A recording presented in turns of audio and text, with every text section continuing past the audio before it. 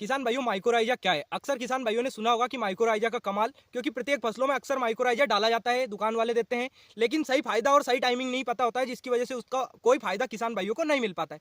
तो किसान भाइयों, अगर चैनल पर आप पहली बार आए तो चैनल को फॉलो अवश्य कर लीजिए, क्योंकि ऐसी इन्फॉर्मेटिव जानकारी मैं आपको देता रहता हूँ। अब किसान भाइयों, मुख्य रूप से बात कर लेते हैं अपन सबसे पहले कि माइक्रोराइजा करता क्या है। तो माइक्रोराइजा क्या करता है? जड़ों का विकास करता है।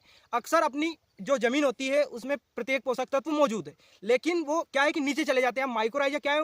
एक तो अच्छी संरचना बनाता है, जिससे पोषक तत्व जल्दी से अपनी जड़ों के जरिए पेड़ या पौधे में आने लगते हैं। साथ में गहराई तक जड़ें जाती है, तो उस प्रकार से यहाँ मदद करता है पोषक तत्वों का आदान प्रदान करने में। यह कोई पोषक तत्व नहीं है, यहाँ विशेष रूप से आप याद रखें कि माइक्रोराइजा कोई पोषक तत्व नहीं होता है। अब उसके बाद में बात कर लिया है कि इसको सही टाइमिंग कब होती है, जब डालना होता है अपने किसान भाइयों को। अक्सर किसान भाई 50 दिन 60 दिन पर माइक्रोराइजा को डालते हैं, जो बिल्कुल बेकार होता है। इसका सीधा सा फॉर्मेट मैं आपको बता देता हूँ कि जड़ों का विकास शुरुआती अवस्था में होता है। यानी कि शुरुआती अवस्था आपकी, जैसे कि कोई सी भी फसल है, उसकी शुरुआती अवस्था 20-21 दिन, 25 दिन, 30 दिन यहाँ होती है। लेकिन फिर भी अगर कोई किसान भाई लेट हो गए तो अधिकतम सीमा क्या होती है, तो वो बात कर लेते हैं। तो जैसे कि कोई सी भी फसल आपकी मान लो 120 दिन की फसल है, जैसे गेहूं है 120 दिन के, तो उसका आप 4 भाग कर लीजिए, यानी कि 30 30 30 30, 4 भाग हो गए, 30 चुके 120।